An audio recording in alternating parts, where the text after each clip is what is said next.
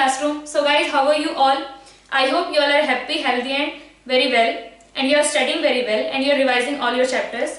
So today we are going to start again a new chapter. और शायद आपने देखा होगा कि I was doing something. तो ये क्या है? Circular motion है. So today we are going to start circular motion. तो अभी तक हम लोगों ने क्या क्या देख लिया है? एनएलएम पढ़ा, फ्रिक्शन पढ़ा, work power energy, rectilinear motion, projectile motion, relative motion. So now next topic is circular motion.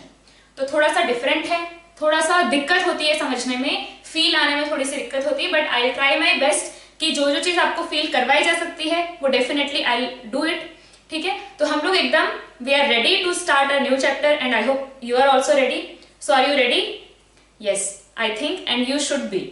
ठीक है, तो हम लोग स्टार्ट करेंगे सर्कुलर मोशन. सो नाम से पता चल रहा है सर्कुलर मोशन मतलब समथिंग रिलेटेड टू सर्कल, कुछ सर्कल जैसा. सर्कल तो सबको पता है क्या होता है. सर्कल क्या होता है? एक गोला, है ना. सो सर्कुलर मोशन हम लोग यहाँ पे पढ़ने वाले हैं. तो अब भाई सर्कुलर मोशन है क्या चीज? क्या हमने अपनी डेली लाइफ में सर्कुलर मोशन देखा है? तो यस, अभी अभी मैंने दिखाया था. ये क्या है? दिस इज सर्कुलर मोशन, है ना. ये दिस इज सर्कुलर मोशन. ये सर्कुलर मोशन है. यहाँ पे इस ऑब्जेक्ट का सर्कुलर मोशन हो रहा है. देखो कि कौन से दो तीन तरीके हमने देखे. एक ये है, this object is moving in a circle. फिर again this is also a circular motion. फिर this is a circular motion. Clear?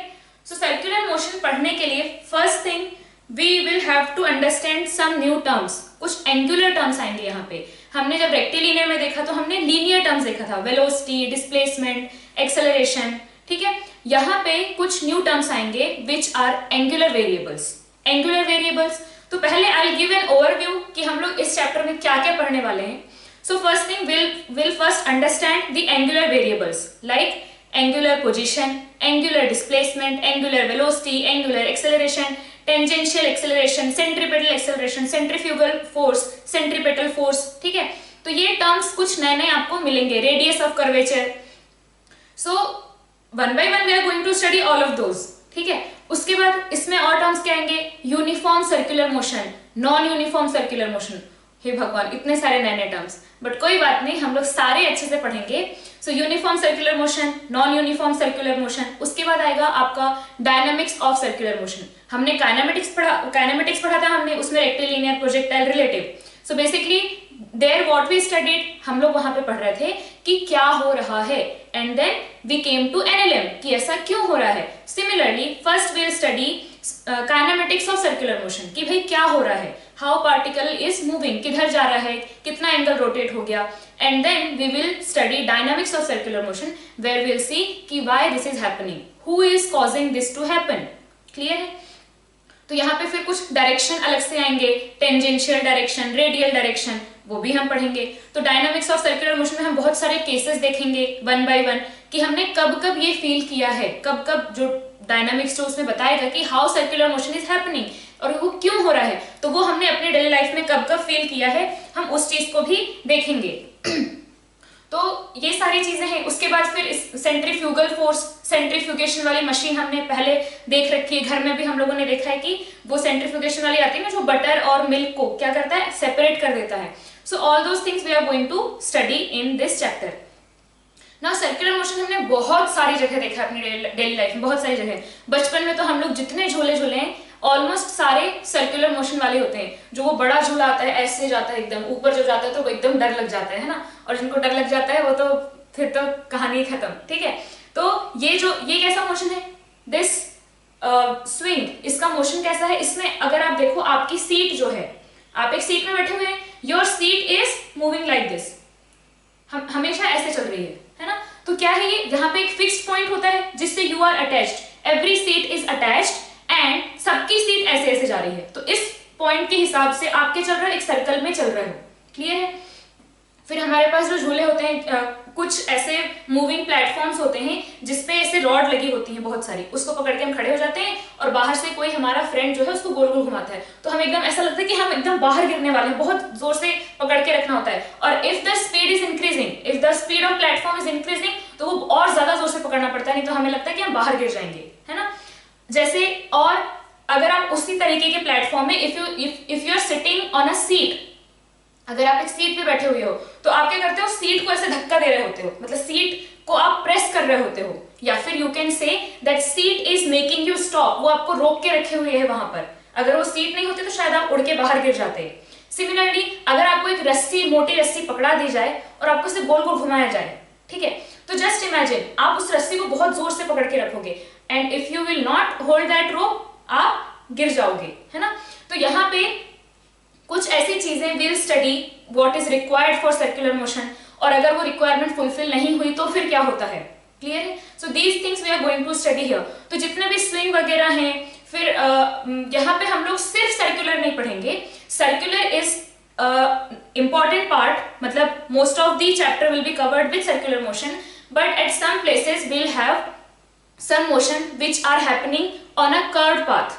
अगर आपके पास एक curved path है, जैसे आपके पास ये curved path है, ठीक है, मान लो, अब यहाँ पे this part of the path can be considered as a part of a circle. दिख रहा है, this path is a part of circle. अगर आप इतना भी देखो, this is a part of this circle. अगर आप ये इस पार्ट को देखना चाहो, इस पार्ट को, तो आपको दूसरा सर्कल ड्रॉ करना पड़ेगा, है ना। So we can break this curved path as a parts of different circles. So basically for this much part, that this particle, whatever particle is moving on this path, for this much part he or it is moving on a circular path of radius this. For this much part of this path, this particle is moving on a circle of radius this and center this, है ना। तो यहाँ पे curve path भी आएंगे आपके पास, जो कि आप रिलेट कर सकते हो। आप हर कर्व पाथ को you can form a circle, और यू कैन से कि this curve path is a part of a circle, है ना। तो यहाँ पे ओनली सर्कुलर मोशन नहीं पढ़ेंगे हम, सर्कुलर मोशन के साथ साथ हम लोग यहाँ पे ये भी पढ़ेंगे कि कुछ कर्व पाथ में अगर मोशन है then how you are going to study that, ठीक है। तो सबसे पहले हम लोग यहाँ कर लेते हैं कि सर्कुलर मोशन की डेफिनेशन क्या है, सर्कुलर मोशन की डेफिनेशन, ठीक है।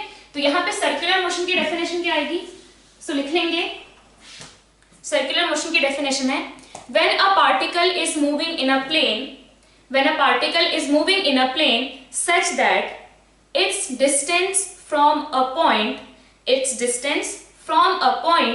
ब्रैकेट में लिखेंगे fixed or moving, its distance from a point, bracket में लिखेंगे fixed or moving, remains constant. What they are trying to say, that we have a point from which the distance of the moving object is constant. Whether the point is moving, मतलब point moving भी हो सकता है, fix भी हो सकता है, कैसे। तो जैसे हमने एग्जांपल देखा, ये क्या है, दिस पॉइंट इज फिक्स्ड, मतलब ऑलमोस्ट फिक्स्ड, है ना। या फिर you can imagine a machine which is rotating some object, so this point is fixed, ये जो पॉइंट है centre of this circle, it is fixed, clear. And next case, this point is moving, है ना, this point is moving. So this point may be fixed or moving, but the distance of the particle which is in motion will remain constant from that point. So this kind of motion, आप last में लिख लो, this kind of motion is circular motion with respect to that point. इस point के respect में, इस point के हिसाब से, इस point के लिए this object is moving in a circle. ठीक है, इस point के लिए this object is moving in a circle. बाहर से कोई अगर देखेगा तो ये पता नहीं कहाँ जा रहा है ना, बाहर से पता नहीं कहाँ जा रहा है, बट फॉर दिस पॉइंट, जो सेंटर वाला जो पॉइंट है, for this point this object is in a circular motion and that point is known as the centre and the distance of that point from the object is known as radius. ये सब तो आपको पता है. And whatever properties of circle you have studied in 10th, वो सब आप revise कर सकते हैं. ज्यादा डिटेल में उसको नहीं बताएंगे. जैसे जो कुछ इंपॉर्टेंट आने वाली है वो ये है कि आपके पास अगर सर्कल है और ये डायमीटर है, देन यहाँ पे कोई भी if you draw a triangle, तो ये क्या बनेगा हमेशा, दिस विल बी 90 डिग्री. तो ये सारी प्रॉपर्टीज यू ऑलरेडी नो, है ना. उसके अलावा और एक क्या प्रॉपर्टी है कि if we have 2 points on circle, है ना, and this is centre, if this angle is theta if this angle is theta, then this angle will be theta by 2. ये प्रॉपर्टी है. So these all these properties you must know. और क्या है कि अगर आप यहाँ पे कोई भी ऐसे टेंजेंट ड्रॉ करते हैं, then radius and this tangent, always radius and tangent, these are always perpendicular. ये तो हमने जो नॉर्मल जो हमने एनएलएम में कुछ क्वेश्चंस किए थे where we had spherical body, उस पे हमें नॉर्मल निकालना था. there also we used this concept कि क्या होगा अगर यहाँ पे बॉडी टच है किसी से, then normal will act here and normal should be perpendicular to the surface, and if it is perpendicular to the surface, then this normal will pass from center. तो यहाँ पे सर्कल के periphery पे if you want to draw a perpendicular, circle की आपने periphery ली, and if you want to draw a perpendicular, किसी भी पॉइंट पे यहाँ पे ड्रॉ करना चाहते हो, यहाँ पे किसी भी पॉइंट पे if you want to draw a perpendicular line, then definitely it will pass from center, है ना. यहाँ पे ये सब क्या है, these are all perpendicular. So ये सब प्रॉपर्टीज आपको आनी चाहिए. I am not going to tell you all this, ये सब आप रिवाइज कर लेंगे, and if you are confuse तो एक बार लिख के रिवाइज कर लेंगे, मतलब उसको लिख के रख लेंगे जब आपको यूज करनी, बट आपको ये सब याद होना चाहिए. बहुत बहुत सिंपल प्रॉपर्टीज है ये, ठीक है. तो यहाँ पे सर्कल के बारे में इतना काफी इतनी इंफॉर्मेशन. नाउ हम लोग एक्चुअल सर्कुलर मोशन पे आते हैं. तो पहली चीज, फर्स्ट आई सेड यहाँ पे एंगुलर वेरिएबल्स आएंगे. क्लियर है, एंगुलर वेरिएबल्स आएंगे. सर्कुलर मोशन भी पढ़ेंगे, एंड सम यहाँ पे कुछ हम ऐसे मोशन पढ़ेंगे जिसमें थीटा चेंज हो रहा है, एंगल चेंज हो रहा है, ठीक है.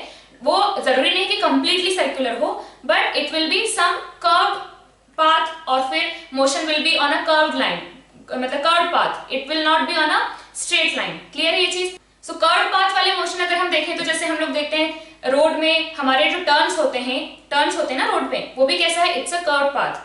और सम ब्रिजेस होते हैं, कुछ ब्रिज ऐसे होते हैं, कुछ इस तरीके से होते हैं, यहाँ पे व्हीकल जा रहा है, कुछ ब्रिज ऐसे होते हैं, ठीक है. तो ये different these are the curved path. अब हमने क्या किया था, circular motion is how it is different from the rectilinear motion और प्रोजेक्टाइल मोशन. तो हमने ये देखा था कि when we were talking about rectilinear motion, उस केस में all the variables, displacement, position, acceleration, velocity, all of them were in the one direction, either positive और नेगेटिव, मतलब एक ही लाइन के लॉन्ग होंगे, maybe in this direction और in this direction. Clear है ये चीज. When we talked about projectile, in that case acceleration and velocity, acceleration and initial velocity, it was at some angle which was not equal to 0 or 180 degree. क्या था वहां पे, angle between. हम जब project करते थे, when we projected a particle, तो क्या होता था, acceleration g is downward and velocity is upward, not upward, at some angle. तो यहाँ पे क्या था, there was an angle between acceleration and velocity. Clear है. So in that case motion was in a plane, और कैसा बना था वो, पैराबोलिक बना था. When we are in circular motion में क्या होगा भाई, object is moving on the circular path. Clear है. सो यहाँ पे एट एवरी इंस्टेंट देखो, वेलोसिटी यहाँ पे ऐसी है, फिर इस जगह पे अगर हम आए तो वेलोसिटी ऐसी है, यहाँ पे velocity is in this direction, यहाँ पे velocity is in this direction. अगर आप इसको और जूम करोगे तो एट एवरी पॉइंट एक छोटा सा भी इंस्टेंट ले लो, वेलोसिटी का डायरेक्शन चेंज हो रहा है. Now whether it is changing its magnitude और नॉट, वो डिपेंड करेगा कि एक्सेलरेशन है या नहीं, उसको भी हम डिटेल में पढ़ेंगे. बट ये तो डेफिनेट है कि at every point it is changing its direction. Her point पे ये अपना डायरेक्शन चेंज कर रहा है, हर पॉइंट पे अपना direction, velocity is changing its direction. ठीक है, हर पॉइंट पे वेलोसिटी डायरेक्शन चेंज कर रही है. सो यहाँ पे पहली चीज, velocity is always changing its direction. इसका मतलब whenever we are talking about circular motion, definitely there is going to be a force. वहां पे एक फोर्स होगा ही होगा. व्हाई?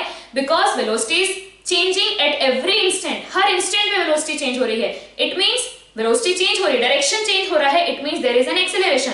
और अगर एक्सेलरेशन है मतलब पक्का फोर्स रहा होगा तभी एक्सेलरेशन है. So when we are talking about circular motion, then force तो होगा ही होगा, है ना. जैसे रेक्टिलिनियर में अगर कोई ऑब्जेक्ट है, if it is moving with a uniform velocity, a constant velocity, there is no acceleration.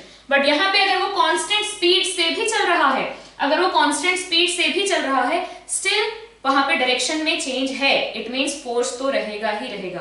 Clear? Now यहाँ पे एट एवरी इंस्टेंट देखो भाई ये क्या है, मोशन कैसा है, वेलोसिटी का डायरेक्शन इज टेंजेंशियल। यहां पे क्या है, इस तरीके से जाएगा ऑब्जेक्ट, इस पॉइंट पे ऐसे जाएगा object. So at every point direction of velocity is tangential, direction of velocity is tangential. Clear है ये चीज? कैसा है, देखो टेंजेंशियल है यहाँ पे। एंड इसमें एक चीज है, वर्क पर एनर्जी में हमने पढ़ा था कि व्हेन देयर इज, जब वेलोसिटी में चेंज नहीं, when there is a force but it is perpendicular to the direction of motion. हमने वर्क पर एनर्जी में पढ़ा है कि when there is a force but it is perpendicular to the direction of motion, तब क्या होता है, work done by force is zero, work done by force is zero, work done by force कुछ भी नहीं होता है ना। तो यहाँ पे क्या है, वो उसकी मैग्नीट्यूड, वेलोसिटी का जो मैग्नीट्यूड है उसको चेंज नहीं कर पाता। अगर हम बात करें कि velocity is in this direction, force is in this direction, तो वेलोसिटी का मैग्नीट्यूड चेंज नहीं हो पाता। क्लियर है? बट अगर फोर्स है तो कुछ ना कुछ तो करेगा ही वो, तो what it does, it changes the direction. ये इसका काम क्या है भाई, force was acting perpendicular to this, ये हम देखेंगे ऐसे इधर कैसे लग रहा है। ये वेलोसिटी थी इनिशियल, पार्टिकल तो ऐसे जाता अगर फोर्स नहीं होता तो, लेकिन इसने क्या किया, it is trying to pull this in this direction, तो थोड़ी देर बाद इसका डायरेक्शन कैसा हो गया, इधर मुड़ गया। नाउ अगर ये फोर्स कॉन्स्टेंटली इधर लग रहा होता तो धीरे धीरे धीरे धीरे ऐसे आ जाता। Clear? But what is happening, जैसे इसका डायरेक्शन ऐसे हुआ, यहाँ पे फिर फोर्स उसके परपेंडिकुलर लगने लगा। सो एट एवरी इंस्टेंट, यहाँ पे क्या है, एट एवरी इंस्टेंट, हम देखेंगे आगे कैसे at every instant the force is perpendicular to the velocity. तो जब आप प्रोजेक्टाइल में बात करते हो, वेलोसिटी और एक्सेलरेशन के बीच में ना 0 है ना 180 है, it is somewhere between 0 and 180, and when you see the parabolic path at different instant, angle between velocity and acceleration is different, है ना, याद है? यहाँ पे क्या था, g is always downward and velocity is at this point ऐसे है, these are the velocities, so कभी it is obtuse, कभी acute, है ना। so angle between velocity and acceleration are somewhere between 0 and 180, यहाँ पे क्या है, इस जगह पे 90 डिग्री है। But when we are talking about circular motion, यहाँ पे फोर्स, और यहाँ पे एक फोर्स होगा which is always perpendicular to the direction of motion, यहाँ पे ऑलवेज एक फोर्स होगा which is perpendicular to the direction of velocity, perpendicular to the direction of velocity. अब यहाँ पे डिपेंड करेगा, अगर if only magnitude is change, if only direction is changing, इसका मतलब force is always perpendicular. If only magnitude is, I'm sorry, if only direction is changing, it means force is perpendicular, है ना, क्योंकि अगर उसके direction में थोड़ा भी हुआ तो मैग्नीट्यूड तो चेंज होगा ही ना वेलोसिटी का। तो अगर सिर्फ डायरेक्शन चेंज हो रहा है, only direction is changing, magnitude उतना का उतना ही है, it means force is only perpendicular to the direction of motion, only it is in this direction. तब क्या होगा, सिर्फ कैसा होगा, वो सेंटर की तरफ होगा, इसके परपेंडिकुलर मतलब क्या, सेंटर से पास होगा ना। तो यहाँ पे अगर वेलोसिटी का सिर्फ डायरेक्शन चेंज हो रहा है, इट मींस फोर्स कैसा है, ये सिर्फ परपेंडिकुलर है, मतलब इधर सेंटर की तरफ एक फोर्स हमेशा लग रहा है। And if the magnitude of velocity is changing, तो अगर दोनों चेंज हो रहे हैं, डायरेक्शन भी चेंज हो रहा है, मैग्नीट्यूड भी चेंज हो रहा है, इसका मतलब इधर एक कंपोनेंट रहेगा जो कि उसके मैग्नीट्यूड डायरेक्शन को चेंज करेगा, और इधर एक कंपोनेंट रहेगा जो कि उसके मैग्नीट्यूड को चेंज करेगा। This component will change the direction, this component will change the magnitude, और फिर कुछ इंटरमीडिएट कुछ इस तरीके से आएगा, डिपेंड करेगा कि कौन सा फोर्स कितना बड़ा है। क्लियर है? सो रिजल्टेंट कुछ इस तरीके से आएगा। तो ये ओवरव्यू दिया है, बाकी इसके बारे में हम अच्छे से पढ़ेंगे आगे। नॉन यूनिफॉर्म सर्कुलर मोशन में क्या होगा, the speed of the object will remain same. Uniform circular motion मतलब सर्कुलर मोशन तो करेगा, but it's speed is going to be constant, and non-uniform circular motion में its magnitude and velocity both will change. Speed भी बढ़ती या घटती रहेगी, that will be non-uniform motion. So first of all we should understand the angular variables. ठीक है, angular variables को समझते हैं। तो यहाँ पे टर्म्स आते हैं angular position, angular displacement, angular velocity, angular acceleration. Clear? तो पहले we'll take one example. Let's say we started from our home, आप अपने घर से निकले, ठीक है, एंड आपकी मॉम ने आपको सी ऑफ किया, बाय बोला माँ ने, और उसके बाद फिर आप जा रहे हैं, और आपका पड़ोसी है वो भी आपको ऑब्जर्व कर रहा है। सो आपका घर है ये, ठीक है, यहां से आपकी माँ आपको ऑब्जर्व कर रही है and now you are moving on this straight road. एक स्ट्रेट रोड है आपके घर के सामने, एक स्ट्रेट रोड है, you are moving on that straight road. और ये आपका पड़ोसी है जो कहीं और से ऑब्जर्व कर रहा है, ठीक है। So now you are moving on this straight road. Let's say कि पहले 10 सेकंड तक आपकी माँ ने ऑब्जर्व किया, पड़ोसी ने भी ऑब्जर्व किया, उसके बाद फिर बात खत्म। तो 10 सेकंड में आप कुछ वेलोसिटी से चल रहे थे, हम ले लेते हैं 10 मीटर पर सेकंड, ठीक है। 10 मीटर या 5 सेकंड ले लेते हैं, 10 मीटर पर सेकंड से आप चल रहे थे फॉर दैट 5 सेकंड इंटरवल। आप एक कांस्टेंट वेलोसिटी से चल रहे थे। तो यहां से आपने स्टार्ट किया, ठीक है, यहां से आपने स्टार्ट किया and now every second you are moving how much 10 metres. ये 10 मीटर, फिर ये 10 मीटर, फिर ये 10 मीटर एंड ये 10 metre and then this 10 metre, ठीक है। ऑलमोस्ट रेगुलर है intervals, clear. So you are moving with a constant velocity, every second you are moving 10 metre. एक सेकंड बाद आप यहां पे हैं,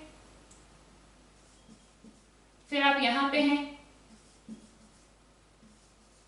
ठीक है। नाउ आपकी मां क्या बोलेंगी कि भाई you are moving with 10 metre per second speed, you are moving with 10 metre per second speed. क्या उनको when she was observing you, क्या उनको अपनी नेक, अपने सिर को, मुंडी को घुमाने की जरूरत पड़ी? You were moving on a straight line, she was observing from this point, you were moving like this, so आपको या फिर उनको अपनी सिर को घुमाने की जरूरत नहीं पड़ी, क्लियर है। So you were moving like this और आप अभी भी ऐसे चल रहे हो, ठीक है। तो she is observing you like this only, उनको कोई अपनी सिर या मुंडी या खोपड़ी घुमाने की जरूरत नहीं पड़ रही है। Now come to this boy, ठीक है। तो यहां पे क्या है, when he is observing, तो मान लो कि आप अपने सिर को नहीं घुमा सकते। If you want to see something in this direction, आपको पूरा का पूरा ऐसे घूमना पड़ेगा। इसका जो एडवांटेज है, ऐसा हम क्यों बोल रहे हैं, ये आपको बाद में समझ में आएगा। सो लेट्स से कि आप अपनी गर्दन नहीं घुमा सकते, ठीक है। आपको अगर इधर देखना है, you will have to turn like this, ठीक है। तो अब यहाँ पे when you are observing him, so after 1 second ये यहां पे पहुंच गया, आफ्टर 2 सेकेंड यहां पहुंच गया, after 3 seconds, after 4 seconds and after 5 seconds, clear. So now if you see this, यहां पे क्या है, इतना घूमना पड़ा उसको, दिख रहा है। सो इसको लेट्स से ये थीटा है, फिर जब यहां से यहां गया, इस 1 सेकेंड में उसको इतना घूमना पड़ा, ठीक है। अगले सेकेंड में फिर थोड़ा घूमना पड़ा, फिर अगले सेकेंड में थोड़ा थोड़ा थोड़ा थोड़ा ऐसे करके। तो हम ये देखते हैं कि क्या हर सेकेंड में उसको सेम अमाउंट ऑफ रोटेशन लेना पड़ रहा है, सेम अमाउंट ऑफ टर्न लेना पड़ रहा है, वो देखते हैं हम। तो यहाँ पे इतना घुमा, अगले सेकेंड में इतना, उसके अगले में इतना, उसके अगले में इतना, उसके अगले में तो दिख ही नहीं रहा है। इसका मतलब when you are moving with a constant velocity, constant linear velocity है 10 मीटर पर सेकेंड, फिर भी यहाँ पे आपको थीटा जो है ज्यादा घूमना पड़ा, यहाँ पे थोड़ा कम घूमना पड़ा, यहाँ पे और कम, यहाँ और कम, यहाँ पे और कम। It means even if you have a constant linear velocity, even if you have constant linear velocity, हो सकता है कि आपको ज्यादा थीटा घुमाना पड़े, ठीक है। तो पहली चीज यहाँ पे क्या समझेंगे कि इनिशियली हमारी रेफरेंस लाइन ये है, ठीक है, हमारी रेफरेंस लाइन ये है। So when this man is moving, when this man is moving, इसको क्या करना पड़ रहा है, इसको दिख रहा है कि it is at some theta angle now। इस ऑब्जर्वर को क्या लग रहा है, इसको बोल देते हैं P और इसको A एंड B। सो इस ऑब्जर्वर को क्या लग रहा है कि भाई ये जो मैन है, दैट मैन वाज हियर, उसके बाद जब वो यहाँ पे गया, इट मींस वो थीटा चल चुका है, इसके रिस्पेक्ट में थीटा रोटेट हो चुका है। फिर ये और कुछ नई वैल्यू ऑफ थीटा, फिर कुछ और नई वैल्यू ऑफ थीटा, ठीक है। तो यहाँ पे दीज आर एंगुलर वेरिएबल्स, इसको हम बोलते हैं angular variable.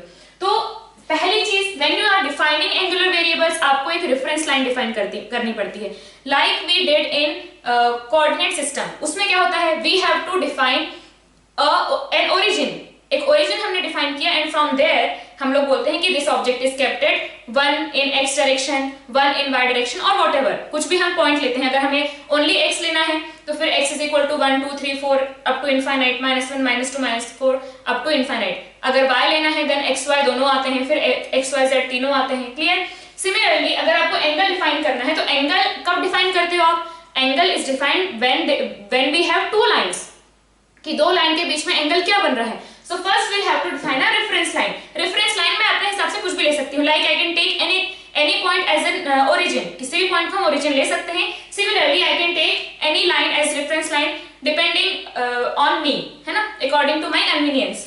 So let's say this was the PB was the reference line. So now जब हम इसकी बात करें, एक सेकंड बाद की बात करें, so this object is at an angle theta from the reference line. फिर at 2 seconds it is at some another angle, at 3 seconds it is at some another angle. Similarly t is equal to 4 पे, t is equal to 5 पे किसी angle पे है. So जैसे हम position की बात करते हैं, so हमने ओरिजिन लिया. कोई ऑब्जेक्ट अगर x is equal to 5 metre पे रखा है तो will say its position is x is equal to 5 meter. Its position is x is equal to 5 meter. Similarly if this is the reference line, its position is at this time its position is at theta angle. ठीक है, इसको हमने मान लो theta 1 ले लिया, theta 2, theta 3, theta 4 and theta 5.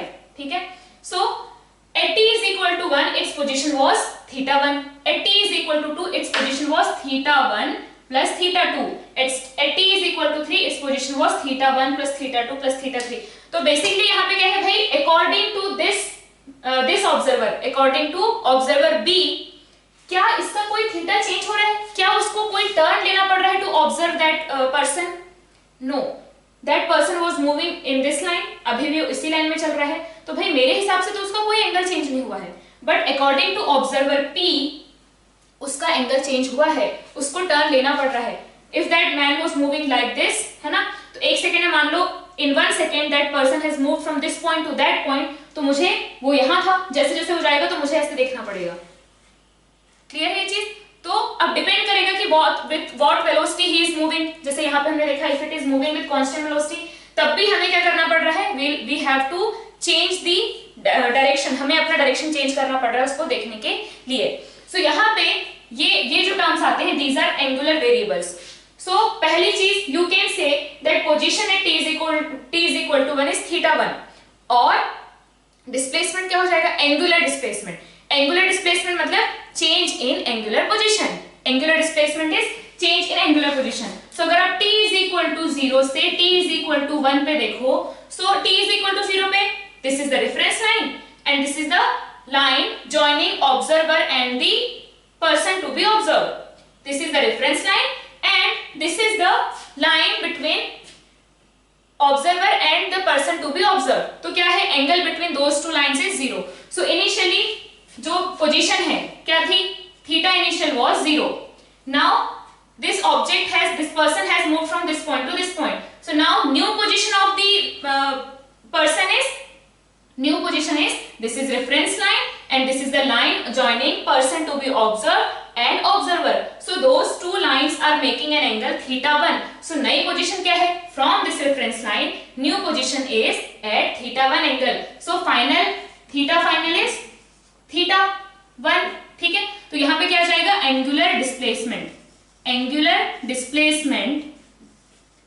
displacement is change in angular position. Similarly we had studied in rectilinear motion, displacement is change in position, final position minus initial position, change in angular position, that is theta final minus theta initial, that is delta theta. Clear है? तो ये समझ में आ गया. अगर ये समझ में आ गया तो जैसे हमने ds by dt was velocity, वैसे यहाँ पे हो जाएगा d theta by dt is angular velocity. जैसे यहाँ पे है, क्या हो रहा है भाई, क्या यहाँ पे angular velocity कांस्टेंट है या इंक्रीज हो रही है या डिक्रीज हो रही है? व्हाट इज एंगुलर वेलोसिटी, पहले ये समझ लेंगे. सो एंगुलर डिस्प्लेसमेंट क्या आया, change in angular position, theta final minus theta initial. अगर आप t is equal to 2 and t is equal to 1 के बीच में डेल्टा थीटा फाइंड आउट करना चाहते हैं तो क्या करोगे भाई, थीटा इनिशियल. ओके, इसकी इनिशियल एंगुलर पोजीशन क्या है, तो इनिशियली मतलब t is equal to 1 पे, कहां पे था वो, this is reference line, it was at theta 1. So at t is equal to 1 इसकी एंगुलर पोजीशन है theta 1, at t is equal to 2 its angular position is theta 1 plus theta 2, है ना, theta 1 plus theta 2, this is the angular position. तो अब यहाँ पे delta theta कैसे निकालोगे भाई, final angular position minus initial angular position. तो अब यहाँ पे क्या है, θ1 प्लस θ2 माइनस θ1, इट मींस θ2। तो इसका एंगुलर डिस्प्लेसमेंट कितना हुआ, इसका एंगुलर डिस्प्लेस कितना एंगल डिस्प्लेस हो गया, कितना एंगल डिस्प्लेस हो गया, it is equal to θ2। So from, क्या ये सही है? Yes. So when he has moved from this point to this point, उसका एंगल कितना चेंज हुआ है? एंगल चेंज हुआ है इतना, which is θ2। And if you want to see change in position, तो पहले पोजीशन क्या थी? पहले पोजीशन ये थी, बाद में पोजीशन ये हो गई, तो चेंज क्या आएगा? This minus this, final minus initial, which is nothing but this one. तो यहाँ पे change in angular position is angular displacement, theta final minus theta initial, delta theta. Clear है ये चीज? नाउ अगर एंगुलर पोजीशन आ गई, then angular velocity will be, angular velocity is equal to delta theta divided by delta T. So if you have a big interval, तो ये क्या हो जाएगा? This will B average, average angular velocity will B delta theta divided by delta T. जैसे यहाँ पे अब अगर आप देखो तो भाई पहले क्या हो रहा है? थीटा स्पीड से चेंज हो रहा है, and then it is changing slowly. पहले क्या हो गया? ज्यादा चेंज हो गया, फिर कम, फिर कम, फिर कम, फिर कम। इट मींस भाई इस 1 सेकेंड में थीटा ज्यादा चेंज हुआ, in next 1 second theta come change हुआ, अगेन इन नेक्स्ट 1 सेकेंड और कम चेंज हुआ। इसका मतलब जो थीटा चेंज हो रहा है, rate of changing of theta, rate of changing of theta या rate of angular displacement is decreasing, rate of angular displacement is decreasing, it means angular velocity is decreasing. तो velocity क्या होती थी? Rate of change of displacement. वैसे यहाँ पे angular velocity, पहले एक एक करके लिख लो। Angular displacement is change in angular position, angular position समझ में आ गया? Now angular displacement is change in angular position, angular velocity is rate of change of angular displacement, rate of change of angular displacement क्या आएगा? Delta theta by delta t. Again इसको हम represent करते हैं ओमेगा से, ठीक है? तो यहाँ पे क्या आ जाएगा? Omega average, omega average will be for a big interval, omega average is equal to delta theta by delta T.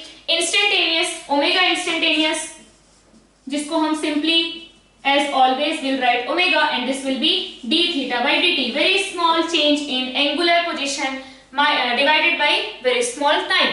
Clear? So this will be omega instantaneous, omega is equal to d theta divided by dt. Similarly अब हम बात करेंगे angular acceleration की. So if you know angular velocity is what? Rate of change of angular displacement. वैसे ही angular acceleration होता है alpha, angular acceleration will be d omega by dt. This will be instantaneous definitely. अगर कुछ नहीं है यहाँ पे मतलब instantaneous. Alpha average will be delta omega divided by delta t. So angular acceleration is rate of change of angular velocity. Rate of change of angular velocity. Clear है ये चीज? तो अगर यहाँ पे angular velocity change हो रही है, it means there is an angular acceleration. Clear है ये चीज? इसके बारे में और भी बहुत सारी इंपॉर्टेंट चीजें हैं जो कि अभी हम पढ़ेंगे, तो इतना पहले नोट कर लो, उसके बाद हम लोग धीरे धीरे और आगे बढ़ते हैं। तो यहाँ पे हमने देख लिया angular displacement, angular position, angular velocity, angular acceleration. Now one more important point is, जो कि हम ऑब्जर्व कर ही रहे हैं, that when both the observer P and B are in the same frame, both A and B, P and B are in the same frame. किस frame में है? They are in the ground frame, है ना? Ground frame में है, but according to this observer, there is no change in angular position. There is no angular displacement, hence no angular velocity and no angular acceleration. Clear? But if we talk about P, then for P there is an angular displacement, change in angular position, angular velocity, and also we can see that its angular velocity, यहाँ पे जो rate of change of angular displacement है, it is decreasing. पहले ज्यादा change हुआ, फिर कम change हुआ. इसका मतलब velocity, angular velocity is decreasing. Angular velocity is decreasing. It means there is an angular acceleration. Clear है? So यहाँ पे हम ये देख रहे हैं कि भाई they are in the same frame, still for one observer कुछ और angular variables दिखाई दे रहे हैं, for another ऑब्जर्वर कुछ और एंगुलर वेरिएबल्स दिखाई दे रहे हैं. तो यहाँ पे अ वेरी इंपॉर्टेंट पॉइंट, बहुत इंपॉर्टेंट पॉइंट ये लिख लेंगे कि angular variables depend on the frame, angular variable depend on the frame as in the rectilinear motion और as in the kinematics. So angular variables depend on the frame, bracket में लिख लो as in the kinematics, but it also depends on the position, but it also depends on the position in that frame, but it also depends on the position in that frame. भाई आप अगर same frame से देख रहे हो, same frame से देख रहे हो, but if you are having different position, ठीक है, जैसे यहाँ पे सेम फ्रेम है, these two observer are in the same frame but they have different positions, तो अगर they have different positions it means from those two different position they are going to observe a different pattern और a different angular variable. Clear है? सो जो angular variables हैं ये it depends on the frame as well as the position on that frame. The angular variables depend on the frame as well as the position of observer, the position of observer on that frame। इसका और एक example लिख लेंगे, जैसे यहाँ पे एक point, एक ऑब्जर्वर यहाँ पे है O और दूसरा ऑब्जर्वर है यहाँ पे P। Clear? Now we have an object which is moving on this circular path.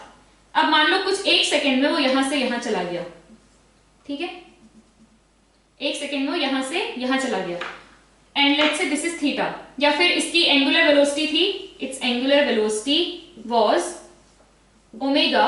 So in 1 second कितना एंगल घूम लेगा? ओमेगा का क्या मतलब है भाई, ये चीज तो समझ में आती है ना, हमारे पास एंगल क्या होता है, theta, theta is in radian, या फिर डिग्री में भी होता है, बट हम लोग मोस्ट ऑफ द केसेस में यहाँ पे रेडियन आएगा, ठीक है। तो यहाँ पे एसआई यूनिट की अगर हम बात करें तो क्या है ये, रेडियन, और अगर आप ओमेगा लिखोगे तो ओमेगा क्या हो जाएगा, D theta divided by D T which is equal to, अगर यूनिट की बात करें तो radian per second. So omega is in the radian per second, इतना रेडियन पर सेकेंड, है ना। तो और आपको रिलेशन तो पता ही है कि 180 डिग्री इज पाई रेडियन, है ना, ये तो सबको पता है, 180 degree is pi radian. Also एक और सर्कल में प्रॉपर्टी थी कि अगर आपके पास ये रेडियस r है, ये थीटा है, then length of this arc, length of this arc let's say s, arc s is equal to क्या होता है, r थीटा, है ना। Length of this arc is equal to r theta होता है। कैसे निकालते थे वो, ये छोटी छोटी चीजें हैं, साइड में अगर लिखना चाहो तो लिख सकते हो।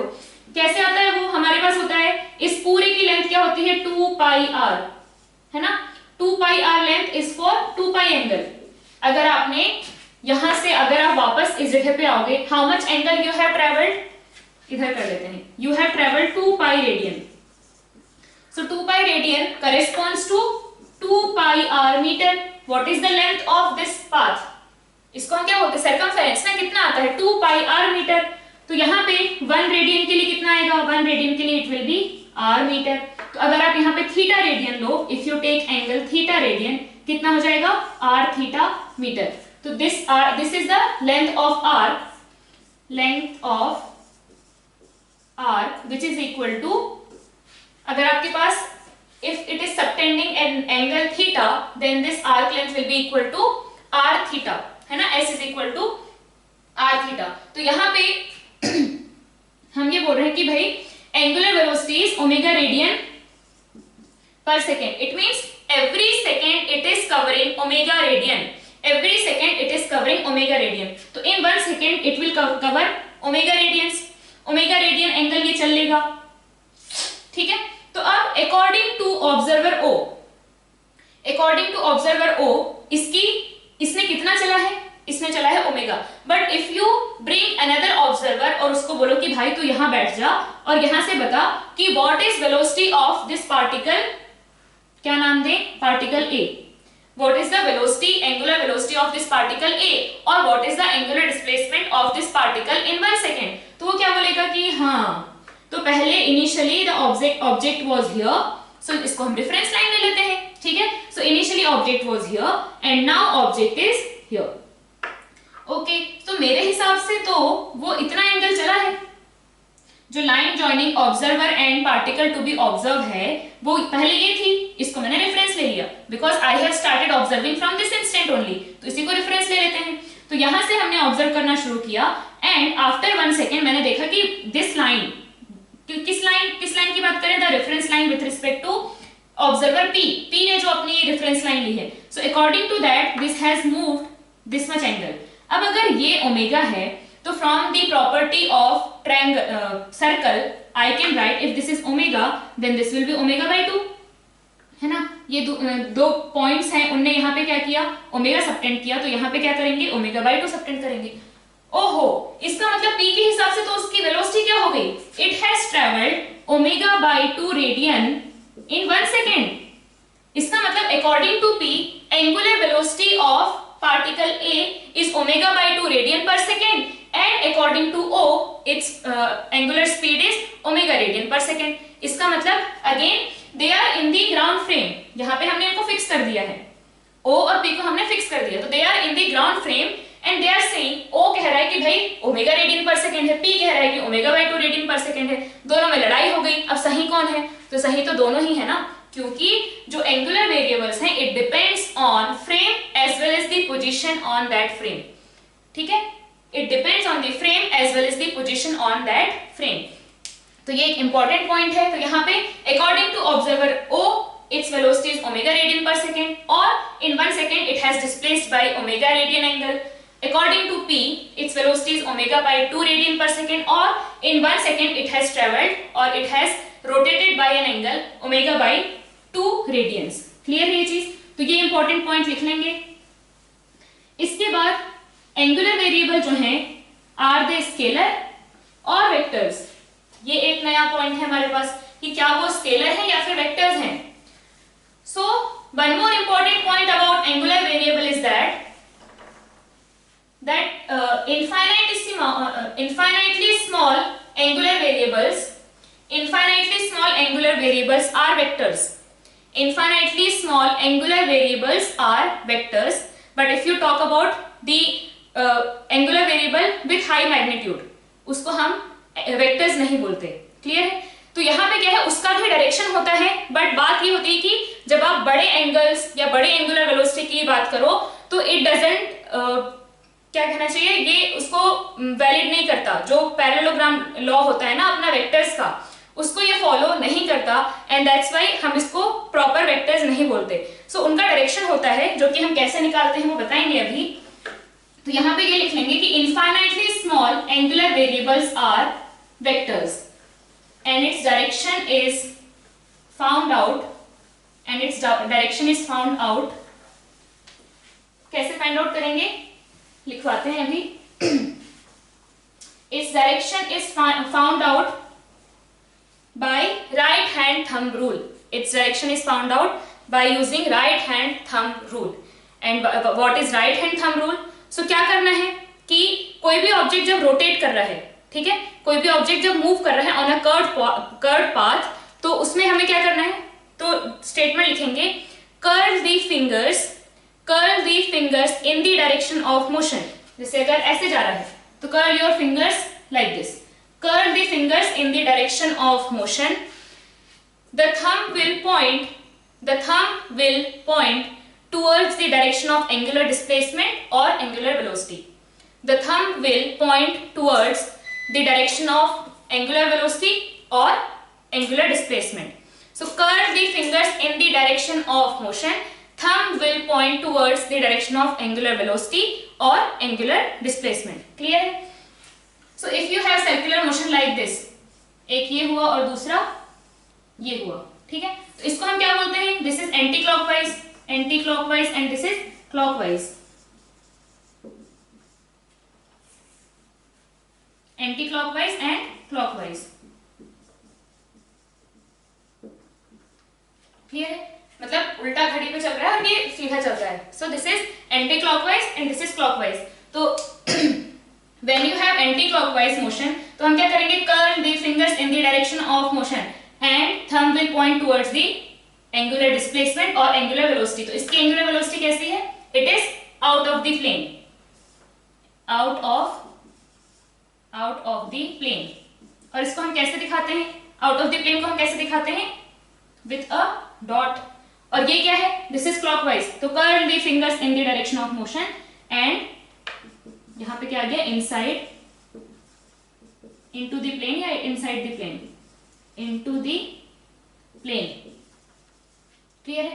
और मोस्ट ऑफ द टाइम हम यहाँ पे क्या करते हैं, एंटी क्लॉकवाइज को। वैसे तो आप कुछ भी ले सकते हो, व्हेन यू डिड प्रोजेक्टाइल, आपने कभी ऊपर पॉजिटिव कभी नीचे positive, it depends on your convenience. तो यहाँ पे भी आप क्या कर सकते हो, most of the time we take this as positive and this as negative, but again it's on you कि आप क्या लेना चाहते हो। जब आपको जैसा कन्वीनियंट लगेगा आप उस तरीके से ले सकते हैं। तो यहाँ पे क्या है, curve the fingers in the direction of motion and thumb will point towards the direction of angular velocity और एंगुलर डिस्प्लेसमेंट। अब जैसे यहाँ पे मैंने बोला कि इनफाइनाइटली स्मॉल एंगुलर वेरिएबल्स, मतलब d theta, d omega, these are the vectors. बहुत छोटे जब हैं, तो बहुत छोटे जब होंगे तब यहाँ पे क्या होगा, जैसे हमने ये देखा, this is d theta, d theta ये है बहुत छोटा, ठीक है, ये है d थीटा आपका। सो इसका डायरेक्शन तो डेफिनेटली कैसा आएगा, it is in the direction inside the plane. अच्छा यहाँ पे हमने मोशन ऐसे लिया है ना, हाँ, तो this is inside the plane, clear है। This is outside the plane, outside the plane, this is inside the plane. इधर हमने कर्ल किया फिंगर्स, क्लियर है। अब यहाँ पे इसको क्यों, जब हम बड़े एंगल्स लेते हैं, जैसे यहाँ पे क्या हुआ, इतना बड़ा एंगल इसने ट्रेवल किया, तो ये वेक्टर लॉ ऑफ एडिशन जो है, parallelogram law of vector addition, इसको फॉलो नहीं करता। उसका हम एग्जांपल दे देते हैं कि कैसे फॉलो नहीं करता है। तो मैंने लेट्स से मैंने कहा कि आई रोटेट, मैंने लिया θ1 is equal to 90 degree, θ2 is equal to 90 degree, ठीक है। तो हमने इनको दो डिफरेंट तरीकों से हमने इसको क्या किया, I am rotating this at 90 degree and again 90 degree in two different ways। तो जैसे हमारे पास क्या होता है, अगर वेक्टर्स लॉ है तो क्या होना चाहिए, θ1 plus θ2 is equal to θ2 plus θ1 होना चाहिए ना। तो यहाँ पे क्या है, I'll give an example, let's say I take this object, ठीक है। So θ1 is 90 degree, θ2 is 90 degree and what we are doing, इसको पहले मैंने क्या किया, I'll rotate this by 90 degree in this direction, ध्यान से देखेंगे, I'll rotate this by 90 degree in this direction and then 90 degree in this direction। क्या कर रहे हैं हम, ऐसे और फिर ऐसे। उसके बाद हम क्या करेंगे, पहले ऐसे रोटेट करेंगे एंड देन ऐसे रोटेट करेंगे, क्लियर है। सो फर्स्ट 90 डिग्री, अभी ये सिचुएशन है, ठीक है। So first 90 degree and then 90 degree, clear है ये चीज। फर्स्ट मैंने क्या किया, ऐसे 90 डिग्री एंड देन ऐसे 90 डिग्री, आपके सामने ये आया result. Now what I will do, क्या था मेरा मोशन, ये और फिर ऐसा, क्लियर है, ये और फिर ये। Now what I will do, initially ऐसा ही है, पहले हम ऐसे रोटेट करेंगे and then will rotate like this. So मैंने पहले कैसे किया, ऐसे रोटेट किया एंड देन ऐसे रोटेट किया। So results are different when we are doing it in different way. तो हमने θ1 क्या लिया था, θ1 हमने लिया था रोटेशन लाइक दिस और θ2 हमने लिया था rotation like this by 90 degree. फिर हमने क्या किया, θ2 प्लस θ1 किया, so we got two different results. तो यहाँ पे क्या होता है कि when you are taking bigger angles, जब आप बिगर एंगुलर वेरिएबल्स ले रहे हो, it doesn't follow this commutative law of vector addition. तो यहाँ पे उस केस में क्या है, हम इसलिए इनको वेक्टर्स नहीं मानते हैं, but definitely they have a direction. यहाँ पे क्या है, अगर आप θ1 का डायरेक्शन फाइंड आउट करना चाहते हो कि if object has move from this point to this point, तो हम लोगों को अगर बताना है कि हम लोग ऐसे डिफाइन करेंगे ना कि whether it is moving anti clockwise और क्लॉकवाइज, सो उसको हम कैसे निकालते हैं, using this right hand thumb rule, clear है ये चीज। बट अगर आप छोटे छोटे वेक्टर्स की बात करो, अगर ये छोटे छोटे वेक्टर्स की बात करो, तो these follow the this θ1 plus θ2 is equal to θ2 plus θ1 commutative law. So infinitely small angular variables are vectors and yeah, infinitely small angular variables are vectors, clear है। तो और हमने ये भी देख लिया कि how we are going to find out the direction, how we are going to find out the direction using right hand thumb rule. Now one more important term in this circular motion or angular variable is total angle rotated, total angle rotated। अभी हम क्या क्या देख चुके हैं, we have seen angular position, angular displacement, angular velocity, angular acceleration, directions of angular variable, its dependence on frame and position of the observer, ठीक है, ये सब हमने देख लिया है। अब एक और important point angular position and angular displacement के बारे में एंड टोटल एंगल रोटेटेड के बारे में. So like we had in kinematics, वहां पे क्या था, definitely there was position and change in position was displacement. और अगर आप डिस्टेंस की बात करो तो it was total path travelled, total length of the path, ये था. It was not depending on कि आपकी इनिशियल और फाइनल पोजीशन क्या है. सिमिलरली यहां पे भी हमारे पास है angular displacement and total angle rotated.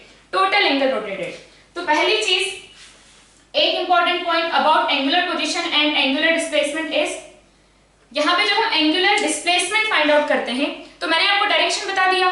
Direction क्या है, क्लॉकवाइज और एंटी क्लॉकवाइज, है ना, क्लॉकवाइज और एंटी क्लॉकवाइज. तो अगर आप क्लॉकवाइज ही घूमे जा रहे हैं, it means your displacement, angular displacement will keep on increasing because you are not changing your direction ना.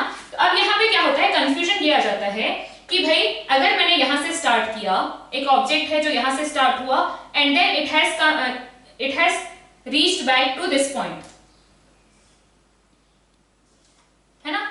An object has started from this point and it has moved back to the point P again. So what will be its displacement? Angular displacement. What should be its angular displacement? बताओ जरा. So its angular displacement लोगों को लगने लगता है it is 0. No, it is not 0. भाई आपने जब यहाँ से यहाँ मूव किया तो आपने कभी नेगेटिव लिया क्या? तो जब आप यहाँ से यहाँ गए it became 90. आपका थीटा इज इक्वल टू कितना आ गया, π/2. जब यहाँ आए तो हो गया पाई, फिर यहाँ आए तो 3π/2. तो यहाँ होगी तो 0 कैसे हो जाएगा? आपने कहीं बीच में नेगेटिव टर्न लिया क्या? नो. तो आपको कंप्लीटली देखना है कि the line joining observer and particle to be observe actual में कितना रोटेट हुई है ना. तो वो हमें देखना है कि कितना रोटेट हुई है. नाउ लेट्स से कि पहले this particle move from P, मतलब P A B C, यहां से यहां पे गया एंड देन यहां से यहां पे आया. अब इसका डिस्प्लेसमेंट कितना होगा? It will B 0. व्हाई? क्योंकि ये ऐसे गया है 2π, तो कितना आ जाएगा, +2π. उसके बाद ऐसे गया तो +2π, फिर यहां से ऐसे गया इस डायरेक्शन में, तो अब कितना आएगा, पहले ऐसे गया तो +2π और उसके बाद में ऐसे गया है, ये देखो, है ना, यहां से. This is the direction of motion, तो डायरेक्शन ऑफ मोशन ऐसा है. तो नाउ इट विल बी -2π. अब हमारे पास टोटल आएगा 0. तो एक्चुअल में क्या हुआ, this line joining particle and observer क्या हुआ, ये पहले ऐसे रोटेट हुआ, ठीक है. तो ये आ गया, कितना रोटेट हो गया भाई, इट हैज रोटेटेड 2π. यहां से हुआ ना, स्टार्टेड 90, 180, उसके 270, उसके बाद 360. नाउ अगेन अब माइनस में रोटेट होने लगा. ओहो, तो अब 360 -90 रोटेट हुआ, 270 बचा, फिर -90, 180 बचा, फिर -90, 90 बचा, फिर -90, 0. अब हो गया 0. क्लियर है ये चीज. तो अब यहाँ पे when you are talking about angular displacement, तो हमें कैसे लेना है, डायरेक्शन देखो कि किस डायरेक्शन में मूव किया है. अगर ये यहां से ऐसे जाता है P A B C again P and then this theta, इसको हम ले लेते हैं Q. तो यहाँ पे अब क्या होगा, पहले ऐसे मूव करके यहाँ पे आया, so angle will be 2π + theta. तो angular displacement will be 2π + theta. अब इसको हम S यहाँ पे R ले लेते हैं. This is let's say 2 theta, है ना, ये मैग्नीट्यूड है 2 थीटा. अब यहाँ पे क्या होगा, P से इन path P A B C P Q P R, मतलब P A B C P Q P R. तो क्या होगा, यहां से यहां पे गया कितना हो गया, 2π + थीटा. फिर यहां से जब यहां पे गया again, now it is moving in this direction. अब कैसे आ रहा है, उल्टा आ रहा है. तो इट विल बी पहले ये -theta and then again -2 theta, -theta and -2 theta. So उसका एंगुलर डिस्प्लेसमेंट कितना हुआ, it is equal to 2π - 2 theta. कितना हुआ, 2π - 2 थीटा. अब अगर हम ध्यान से देखें तो क्या हो रहा है, 2π + थीटा -थीटा, तो कितना बचा, 2π, फिर -2 थीटा. एंगुलर डिस्प्लेसमेंट एक्चुअल में कितना आया, 2π - 2 थीटा. तो ये बिल्कुल नहीं लाएंगे कि आपका लाइन जहां था वही वापस अगर आ गया तो एंगुलर डिस्प्लेसमेंट 0 हो गया? नो, अगर वो एक ही डायरेक्शन में कंटिन्यूअसली मूव कर रहा था, बीच में कहीं नेगेटिव डिस्प्लेसमेंट हुआ ही नहीं, नेगेटिव एंगुलर डिस्प्लेसमेंट हुआ ही नहीं, how come it will become 0? No, यहाँ पे क्या होगा 2 pi and then again -2 pi, then it will become 0। Clear है चीज? सो अगर ये पूरा ऐसे घूम ही रहा है 4-5 घंटे तक घूम रहा है, सो कंप्लीटली अगर वो इसी डायरेक्शन में जा रहा है, it means its displacement will keep on increasing, जैसा कि हमारा रेक्टिलिनियर में होता है। If you are continuously moving in this direction, आप इधर ही इधर जा रहे हो, तो your displacement is increasing, it is continuously increasing. लेकिन बीच में अगर आप टर्न लेते हो, if you are taking turn and you are coming back, it means your displacement is going to decrease. Like here, पहले क्या हुआ, it's displacement is increasing and then it started coming back, so यहाँ पे displacement क्या हो जाएगा, it will start decreasing. Clear है ये चीज? So this is important point, इसको लिख लो, याद रह जाएगा आपको।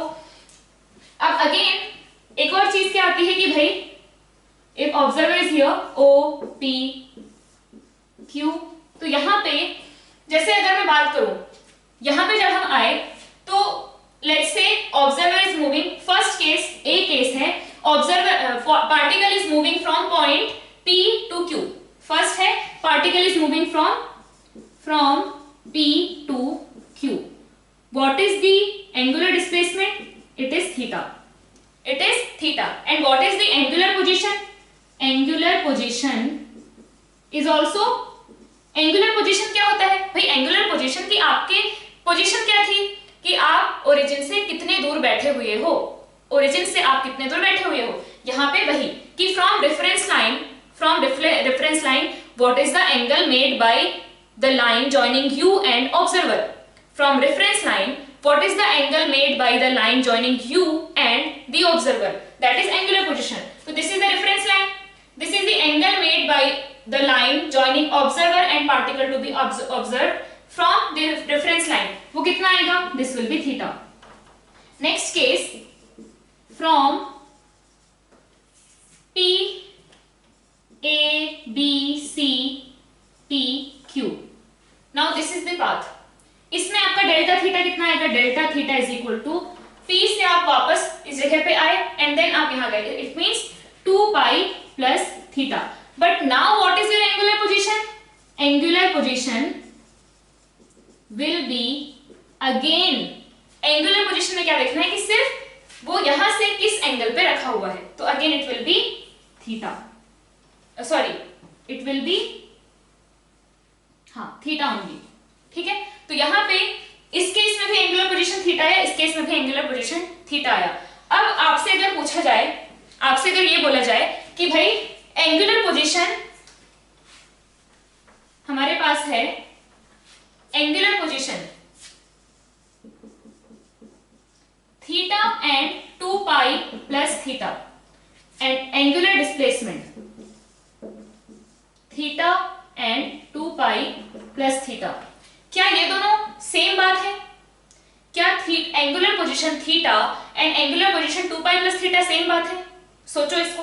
अब ये बताओ, क्या angular displacement theta and angular displacement 2 pi plus theta are the same thing? Angular displacement theta and angular displacement 2 pi plus theta are same? No, theta in case of angular displacement theta is not equal to 2 pi plus theta. When you are talking about theta, सिर्फ कितना rotate हुआ है? इतना। And when you are saying 2 pi plus theta, कितना rotate हुआ है? 2 pi and then theta. Clear है? So in case of angular displacement, theta is not equal to 2 pi plus theta. लेकिन अगर आपसे कोई आए ऐसे रैंडम कोई आए बोले भैया ये रखा हुआ है OP लाइन से एक ऑब्जेक्ट है वो थीटा पे रखा हुआ है, तो आप कहाँ जाओगे? अच्छा थीटा पे रखा है, ओके यहाँ चलते हैं, अच्छा ये है इस जगह पे रखा हुआ है। कोई दूसरा आया वो बोला कि भैया ये जो ऑब्जेक्ट है ना वो 2 पाई प्लस थीटा पे रखा है, तो कहाँ जाओगे? अच्छा घूम के गए, ओ ये तो इसी पॉइंट पे है। इसका मतलब जब आप थीटा मतलब दोनों सेम, दोनों जगह आप सेम, दोनों केस में you reach to the same point, ठीक है। But when you are solving this, आप जब एंगुलर डिस्प्लेसमेंट लोगे तो आपके पास कुछ ना कुछ इक्वेशंस आएंगे। आपने थीटा और 2 पाई प्लस थीटा को सेम ले लिया तो गड़बड़ हो जाएगी ना। लेकिन जब एंगुलर पोजीशन की बात है तो सिर्फ उस पर्टिकुलर पॉइंट की बात हो रही है, तो रेफरेंस लाइन से कहां रखा हुआ है बस हमें उतना देखना है। तो इस केस में for angular position theta and 2 pi plus theta या 4 पाई प्लस थीटा या 6 pi plus theta all are same, but इस केस में नहीं है ना। समझ में आ गई बात। तो ये और एक इंपॉर्टेंट पॉइंट है about angular position and angular displacement. अब हमने बताया था टोटल एंगल रोटेटेड। तो जैसे यहां पे क्या था, मैंने जब बोला 2 पाई एंड माइनस 2 पाई, ये स्टार्ट हुआ और ये पहुंच गया 2 पाई ट्रेवल करके, ठीक है। So angular displacement is 2 pi. Now again वो वापस आ गया, उल्टा चल के वापस आ गया उसी जगह पे, तो क्या हो गया माइनस 2 पाई। तो 2 पाई माइनस 2 पाई कितना हो गया, total displacement, angular displacement has become 0। But again अगर आप टोटल एंगल रोटेटेड की बात करो, नई चीज लिख लो, टोटल एंगल रोटेटेड। इसमें हमें ये बताना है कि भाई किधर घूमी लाइन, हमें उससे फर्क नहीं पड़ता। पार्टिकल किस पाथ पे चला, काइनेमेटिक्स, पार्टिकल किस पाथ पे चला हमको उससे कोई फर्क नहीं पड़ता, ठीक है। वो बस चला है ना, बात खत्म। जितना चला है सारा का सारा ऐड कर दो। सिमिलरली यहाँ पे लाइन किस डायरेक्शन में, एंटी क्लॉकवाइज रोटेट हुई या क्लॉकवाइज रोटेट हुई, हमको बिल्कुल फर्क नहीं पड़ता। बस क्या करना है, कितना रोटेट हुआ, किधर रोटेट हुआ हमको नहीं जानना है, कितना रोटेट हुआ उठा के सबको जोड़ दो। तो टोटल एंगल रोटेटेड क्या आ जाएगा, 2 पाई माइनस 2 पाई भी है तो उसको प्लस 2 पाई लो, फिर plus 4 pi minus 6 pi minus 10 pi minus 100 pi plus 2 पाई, कुछ भी हो सबको क्या करना है, माइनस रहे प्लस रहे, we have to just add. So total angle rotated is basically कि जो लाइन है जॉइनिंग पार्टिकल एंड ऑब्जर्वर कितना रोटेट हुआ है, किधर रोटेट हुआ हमें फर्क नहीं पड़ता, ठीक है। तो टोटल एंगल रोटेटेड में क्या आएगा, जैसा हमारा डिस्टेंस होता था total path length, similarly here we have total angle rotated and वहां पे होता था position, I am sorry, displacement which was change in position. Similarly here we have angular displacement which is final theta. Finally theta कितना rotate होके गया, minus initially वो कहां पे रखा हुआ था। जैसे अगर ये पार्टिकल यहां पे था एंड देन इधर पहुंच गया ये जो भी है मान लो थीटा डैश, तो क्या होगा, initially it was at theta, finally it is at theta plus theta dash, तो it's displacement, angular displacement is theta dash. क्या करना है, when you are finding out total angle rotated, just forget anti clockwise और clockwise और add all the angles which this line has rotated. When you are finding out angular displacement, तो फिर देखो anti clockwise कितना rotate हुआ, clockwise कितना rotate हुआ, आप अपने हिसाब से डायरेक्शन डिसाइड करो, पॉजिटिव नेगेटिव डिसाइड करो एंड टेक जो anti clockwise, let's say I have decided anti clockwise as positive, then take all the rotation in anti-clockwise direction as positive, all the rotation taken in clockwise direction as negative and add up all of those with sign। तो उस case में हमें क्या मिलेगा, उस case में हमें मिल जाएगा एंगुलर डिस्प्लेसमेंट। आई होप ये सारी चीजें क्लियर हैं आपको। इस पे हम क्वेश्चंस करेंगे, जैसे हम रेक्टिलिनियर में क्या करते थे कि भाई एक पार्टिकल है, it has some velocity which is time dependent, it is changing, at some point velocity has become 0, particle वहां पे टर्न लेता था और फिर डिस्प्लेसमेंट और डिस्टेंस दोनों डिफरेंट आते थे, because particle has taken a turn, displacement and distance are going to be different. तो यहाँ पे भी क्या होगा कि भाई एक particle which was moving in a circular path, slowly its velocity will decrease, ठीक है, it will become 0 and then particle will take turn, it will turn some angle in negative direction and because of which total angle rotated and the angular displacement will come different, clear है। so those things we are going to do, but एक चीज और important ये कि जैसे हमने क्या किया रेक्टिलिनियर मोशन में for constant acceleration we had derived some equations और उसको हम क्या कर रहे थे, उनको हम यूज कर रहे थे। तो when you want to do this kinematics of angular motion, जब आप सर्कुलर मोशन की काइनेमेटिक्स कर रहे हो तो you can use those equation, वो हम डिराइव करके दिखाएंगे आपको। बट आप जैसे हमने अब सर्कल में क्या होगा, थोड़ा सा उस चीज को समझना मुश्किल होगा कि भाई कितना पॉजिटिव में घूमा, कितना नेगेटिव में घूमा, कैसे निकालें। तो उसके लिए हमारे पास इजी तरीका क्या है, when we are doing in kinematics, particle ऐसे अगर गया at t is equal to 0, particle was here, यहाँ पे उसकी वेलोसिटी हो गई 0 और फिर t is equal to some t dash, तो particle is here. Now they are asking us to find out displacement. Displacement क्या है? Displacement is this. ये है displacement. Simply ut plus half a t square में अगर आप डालोगे t की value, you will get the displacement. सीधा आ जाएगा, है ना। यहाँ पे initially particle is at origin या जहाँ पे भी है, तो आप क्या करोगे, सीधा अपने टाइम की वैल्यू पुट की ut plus half a t square में, you got the answer। और वो क्या आया, because particle t is equal to t dash, it is here, तो हमको डिस्प्लेसमेंट ये मिलेगा। बट अगर आपको फाइंड आउट करना है कि टोटल पाथ लेंथ कितना है, डिस्टेंस क्या है, डिस्टेंस कितना चला है पार्टिकल इन दैट टाइम, तो हम क्या करते थे भाई, पहले हम फाइंड आउट करेंगे कि वेलोसिटी कहाँ जीरो हुई, वेलोसिटी जीरो हुई यहाँ पे, तो हम पहले इसको फाइंड आउट करते थे, इस लेंथ को फाइंड आउट किया, फिर हमने t की वैल्यू डायरेक्टली पुट करके हमने ये डिस्टेंस, ये डिस्प्लेसमेंट फाइंड आउट किया, and then what we did this, ठीक है, इस ये, और हमें डिस्टेंस के लिए क्या चाहिए, a to b to c, हमें चाहिए a to b to c, तो हमने क्या किया, we have found out ab, हमारे पास है ab लेंथ, ठीक है, हमने ये फाइंड आउट कर लिया कि v कब जीरो है, उसका टाइम आ गया, उसके बाद हमने ab फाइंड आउट कर लिया, now we want to find out bc, तो उसके लिए हम क्या करते थे, उसके लिए क्या करो, प्लस ab माइनस ac, उससे हमारे पास क्या आ जाएगा, उससे हमारे पास आएगा bc, तो ab plus bc will be the distance.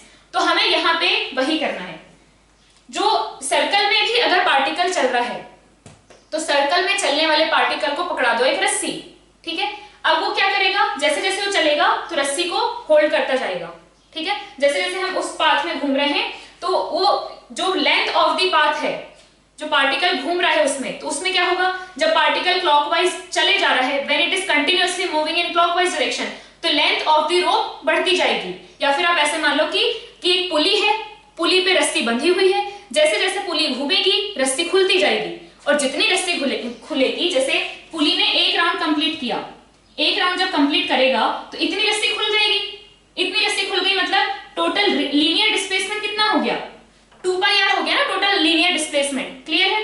तो यहाँ पे if you want to convert this circular motion to rectilinear motion just to make problems easier, तो हमें क्या मानना है कि एक रस्सी है जो पार्टिकल रस्सी के लेके भागता जा रहा है, ठीक है, अब जैसे क्या हुआ, उल्टा घूमना शुरू हुआ, मान लो पार्टिकल क्लॉकवाइज चला and then started moving in anticlockwise direction, तो क्या होगा, अब जैसी रस्सी यहाँ पे, जैसी पुली एंटी क्लॉकवाइज घूमने लगेगी, रस्सी वापस क्या होने लगेगी, it will start wrapping around the pulley again, पहले इट वाज कमिंग आउट, पहले रोप वाज कमिंग आउट, जैसे ही pulley will change its direction, that rope will start wrapping around the pulley, तो फिर से क्या होने लगेगा, जैसे ही डायरेक्शन ऑफ मोशन चेंज हुआ तो एंगुलर डिस्प्लेसमेंट डिक्रीज होने लगेगा, यहाँ पे भी क्या होता है, जैसे direction of motion change the displacement starts decreasing, उसमें भी हमने उसको जस्ट रोप समझ के मानना है, एंड यहाँ पे when we'll cover one circle, when we'll cover one round, हमारा लीनियर डिस्टेंस कितना कवर हो जाएगा, 2πr, तो वैसे अगर हमने आधा सर्कल कंप्लीट किया तो हमारा डिस्प्लेसमेंट लीनियर में कितना हो जाएगा, πr, एंगल हमने पाई चला और लीनियरली हमने कितना चल लिया, πr रस्सी फ्री हो जाएगी, ठीक है, अगर हमने π/2 चला तो कितनी रस्सी फ्री हो जाएगी, π/2r, है ना, r theta arc length, so if you travel या if you cover a angular displacement equal to theta, उसको आप लीनियर में करना चाह रहे हो तो what you will write, linear में आपका डिस्प्लेसमेंट कितना हो गया, r थीटा, क्लियर है ये चीज। तो यहाँ पे when you are solving the problems, तो हम लोग यहाँ पे सर्कल, अब जैसे ये जो मैंने बताया कि आपकी एंगुलर वेलोसिटी मान लो बीच में जीरो हो गई, अब वो भाई कब वो ऐसे घूमा और कब बीच में ऐसे घूमने लगा, वो थोड़ा सा समझने में दिक्कत होगी, हम लोग जब क्वेश्चन करेंगे आई विल टेल यू कैसे करना है, और उसको समझने में थोड़ी दिक्कत होगी, तो हम क्यों वो तरीका अपनाएं, सिंपली हम क्या ले लेंगे, जो भी सर्कुलर मोशन इज हैपनिंग उसका एनालॉजी हम ले लेंगे रेक्टिलिनियर में, लाइक अ रोप, कि रस्सी खुलते जा रही है, when you are moving clockwise रस्सी वहां पे इट इज रिलीजिंग, और जैसे ही उसने अपना डायरेक्शन चेंज किया रस्सी वापस उसमें गुथने लगी या वापस रैप होने लगी, तो क्या होगा, angular displacement will start decreasing, so in that way we are going to solve the problems, clear है ये चीज। तो यहाँ पे अब जैसे मैंने इक्वेशंस जो लिखे थे, हमने क्या इक्वेशन लिखे थे, angular velocity, angular acceleration, angular displacement के बारे में हमने इक्वेशंस लिखे थे, तो उनको एक बार और लिख लेते हैं, और जो रेक्टिलिनियर में हमारे पास इक्वेशंस आए थे उनसे रिलेट कर लेते हैं। तो जैसे हमारे पास इक्वेशंस आए थे, omega is equal to d theta by D t, ठीक है, और alpha is equal to d omega by D t, तो जैसे हमारे पास रेक्टिलिनियर में क्या होता था, b is equal to d s by D t, a is equal to dv by D t, ठीक है, और a is equal to v dv divided by ds, तो यहाँ पे भी क्या जाएगा, alpha is equal to omega d omega by d theta. इन दोनों को डिवाइड कर लो, आपको मिल जाएगा ये इक्वेशन। क्लियर है? तो यहाँ पे फॉर कांस्टेंट एक्सेलरेशन, जैसे यहाँ फॉर कांस्टेंट एक्सेलरेशन होता था, वैसे यहाँ for constant angular acceleration what we can write, भाई यहाँ पे इसको लेके जाओ dt को, यहाँ पे लिखो alpha dt is equal to d omega from omega naught at t is equal to 0, initial angular velocity is omega naught at t is equal to t, it is omega.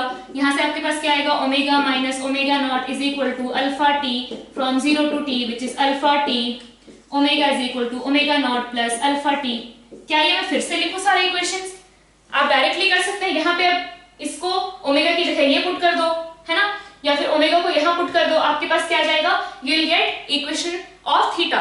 तो हमारे पास क्या आएगा, we are going to get the equation omega is equal to omega naught plus alpha t, theta is equal to, theta is angular displacement, omega naught t plus half alpha t square, and third है omega square is equal to omega naught square plus 2 alpha theta.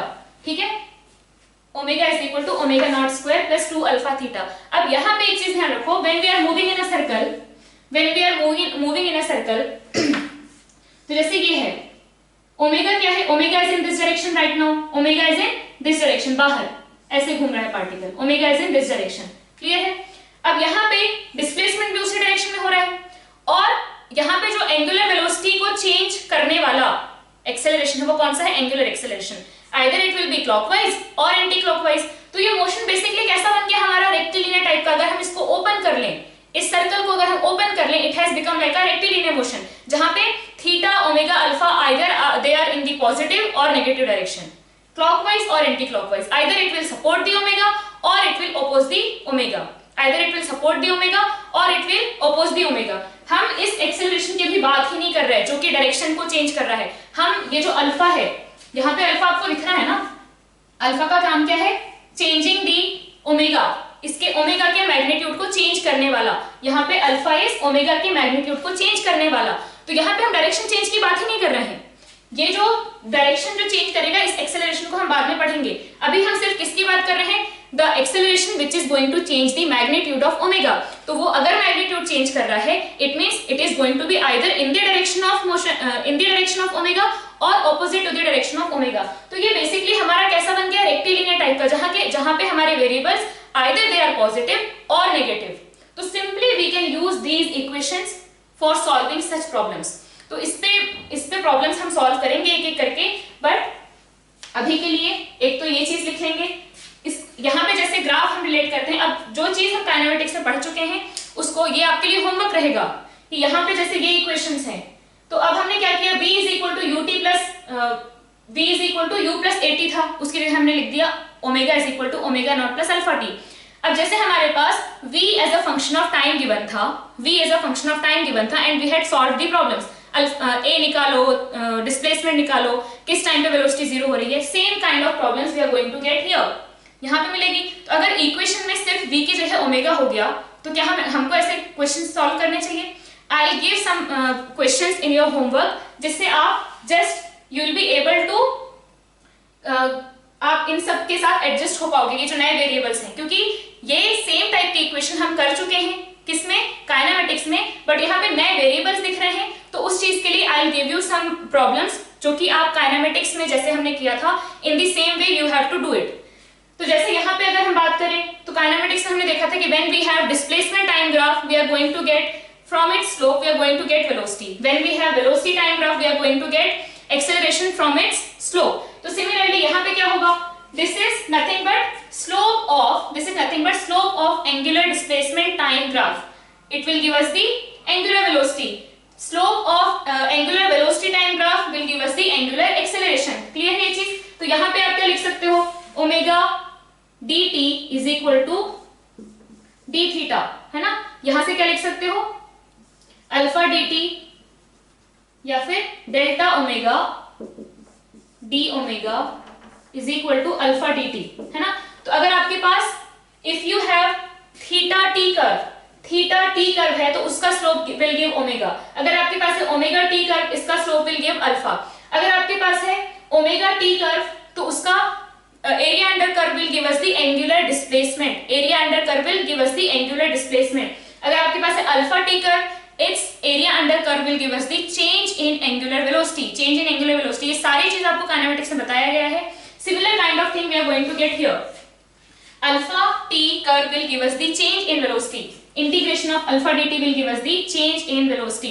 Similarly, अगर आपके पास यहाँ पे omega T curve है, omega T curve में अगर आपके पास ऐसा कर्व है मान लो, ठीक है, तो यहाँ पे कैसा है ये एरिया ओमेगा टी, ये एरिया कैसा है, this is positive, this is negative, तो this will be positive displacement, this will be negative displacement. अगर आपको एंगुलर डिस्प्लेसमेंट फाइंड आउट करना है तो इसको पॉजिटिव लेके इसको नेगेटिव लेके ऐड करो। अगर आपको total angle rotated find out करना है then take this as positive as well as this area also as positive, उसके बाद ऐड करो तो हमें मिल जाएगा टोटल एंगल रोटेटेड। ठीक है, तो I just make some graph. जैसे आपके पास ये ओमेगा टी ग्राफ है, ओमेगा टी, तो this area is angular displacement, this slope is angular acceleration. Similarly alpha t graph, तो ये सारे ग्राफ आप रिवाइज कर लो, उससे क्या होगा आपका काइनेमेटिक्स रिवाइज हो जाएगा। मैंने बहुत सारे ग्राफ कराए थे, आपको याद हो तो, उससे आपका काइनेमेटिक्स रिवाइज हो जाएगा एंड ऑल्सो आपका इसमें भी आपकी पकड़ अच्छी हो जाएगी, ये आपको अच्छे से क्लियरली समझ में आ जाएगा। So these equations are not very difficult. ये तो हमने क्या किया है, ये जो हमने डिराइव किया था in kinematics, similar kind of equations हमने यहाँ सॉल्व किया है। तो आज के लेक्चर के लिए इतना ही। हम और भी चीजें इसमें कर सकते थे बट हमारे पास टाइम थोड़ा कम है, so will be starting a lecture tomorrow जिसमें हम इसमें और अच्छी चीजें आगे पढ़ेंगे। आई होप इस लेक्चर में आपको जो भी बताया वो क्लियर है। प्लीज अच्छे से देख लें, नोट्स प्रॉपरली बनाएं, स्टडी वेल, वर्क हार्ड और put your efforts every day. Her lecture के लिए फुल एनर्जी के साथ पढ़ो और सारे लेक्चर्स अच्छे से बना के आपको जब भी क्विजेस असाइनमेंट्स दिए जा रहे हैं, जो भी नहीं आ पा रहा है उसको वापस जाकर के लेक्चर नोट्स में देखो और उसको फिर से सॉल्व करो। Study well, work hard, stay happy, good bye.